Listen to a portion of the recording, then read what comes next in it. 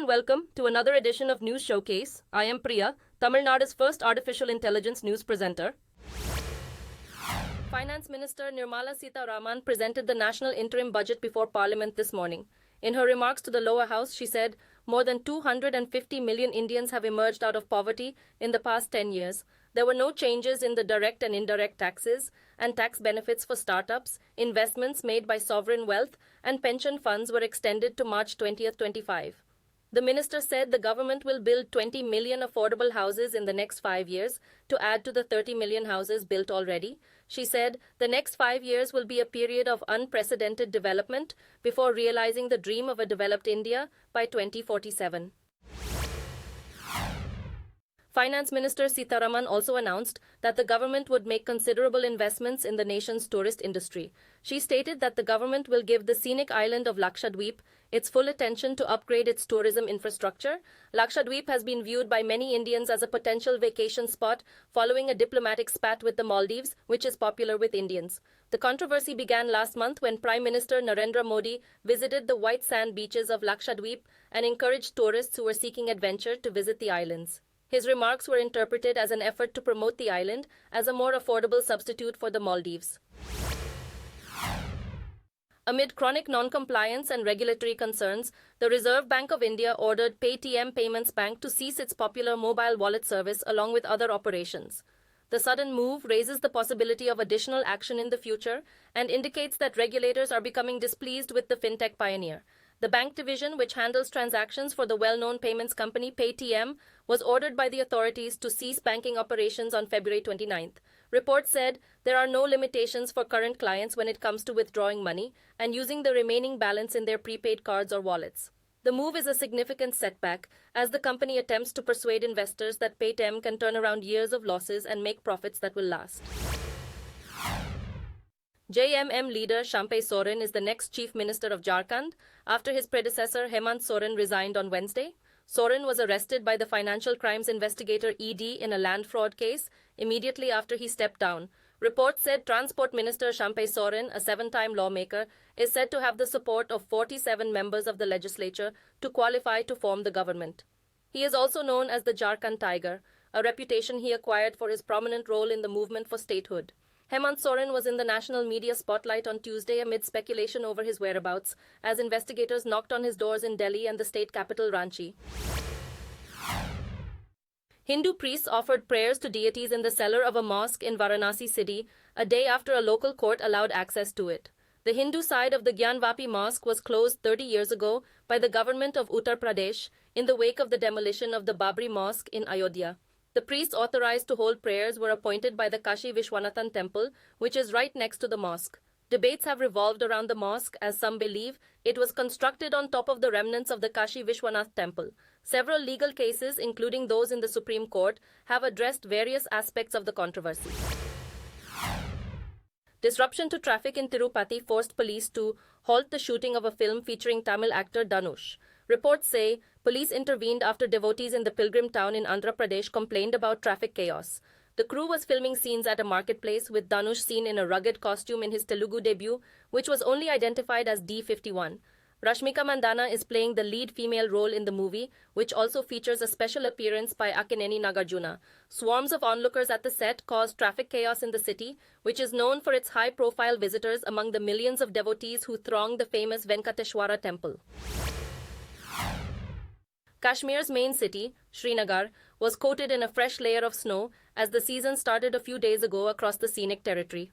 The snowfall attracts a large number of tourists from around the world. The Dal Lake, the city's most prominent landmark, turns into ice during the peak of winter as tourist boats try to navigate. Gulmarg, which is popular with skiers and famous for its breathtaking landscapes, also witnessed a splendid snowfall with gleaming mountain slopes and trees sprinkled with snow. There was little or no snow at the start of the season, which had raised concerns among businesses that are entirely dependent on tourists for revenue.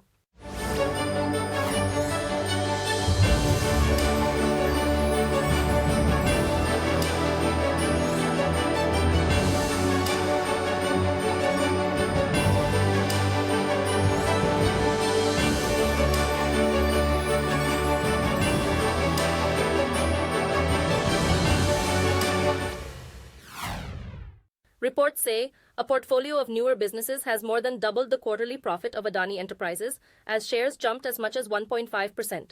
According to an exchange filing on Thursday, the flagship company of billionaire Gautam Adani's empire reported net income of 18.9 billion rupees for the quarter ending in December, up from 8.2 billion rupees in the same period the previous year. According to the report, revenue rose 6.5% to rupees 283.4 billion, while total expenses grew 1.1% to rupees 264.7 billion. The Adani Group has stepped up its infrastructure projects and expects to invest up to $100 billion in its green transformation as it attempts to move past the Hindenburg incident. In a significant cost-cutting initiative, Germany's largest lender, Deutsche Bank, has announced plans to cut 3,500 jobs in the wake of a decline in profits in 2023. After a one-time tax windfall increased profits the previous year, the group reported a net profit attributable to shareholders of 4.2 billion euros, a 16% decrease. Net profit was also negatively impacted by costs associated with the company's efficiency and savings initiative, as the bank spent 566 million euros on severance and restructuring costs. Sri Lanka has enforced its new internet content regulation law, which rights organizations claim is intended to restrict free speech. A government panel has extensive authority to evaluate and eliminate prohibited content under the Online Safety Act. The law also holds social media companies accountable for the messages posted on them. Critics claim it stifles dissent ahead of elections, but authorities claim it will benefit in the fight against cybercrime. In 2022, following a financial crisis, social media played a pivotal role in the protests that led to the president's removal. The measure became operative on Thursday following the speaker's endorsement. It was passed on January 24th by 108 to 62 votes, which sparked protests outside the House. Reports say the rebels in Yemen have struck a U.S. merchant ship in a new attack on commercial vessels in the Red Sea. The ship was identified as the KOI, and it was run by the U.S. Maritime security company Ambre said the ship operating south of Yemen's port of Aden reported an explosion on board, but it did not identify the ship. Reports said the UK-based Oceanic Services is the operator of the Liberian-flagged container ship. The oil tanker Marlin Luanda, which was hit by a missile on Saturday, is part of the same company's fleet. International trade has slowed down as a result of attacks on shipping in the Red Sea, which raised concerns about possible supply shortages. In a contentious Senate testimony, Meta CEO Mark Zuckerberg expressed regret to families who said their children had suffered from social media abuse. Zuckerberg, who owns Facebook and Instagram, said no one should go through what they had to go through.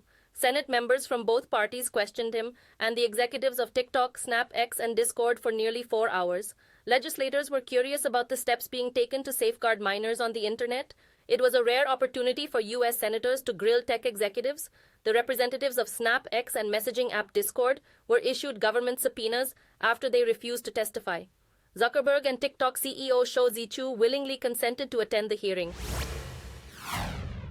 According to the European Council, 27 leaders of Europe have approved a $55 billion aid package for Ukraine. The president of the council, Charles Michel, said the deal locks in steadfast, long-term, predictable funding for Ukraine. There were concerns that Viktor Orban, the Prime Minister of Hungary, might veto the aid package, as he had previously done during a summit of European leaders in December last year. Orban had expressed doubts about the idea of pledging to support Ukraine for the next 4 years and wished to compel an overhaul of EU policy towards that country. According to diplomatic sources, the revised agreement calls for an annual review of the package and the possibility of doing so every 2 years if needed. A Russian-Belarusian rock band opposed to war claims that all of its members have left Thailand for Israel out of concern that they would be sent back to Russia. Members of BI2 were detained for performing without permission when they were performing in a Thai resort that was popular with Russian tourists. Human rights advocates pleaded with Thailand not to send them back because they feared persecution back home. Radio Free Europe said the band's lead member Yegor Bortnik has already reached Israel. The band declared on its Facebook page that all of its musicians had departed Thailand and were on their way to Tel Aviv. Since 2022, the band has toured outside of Russia and performed in several cities throughout Europe. Thank you for watching. I am Priya, Tamil Nadu's first artificial intelligence news presenter. Do tune in, same time tomorrow, for a roundup of the latest news and updates in India and around the world.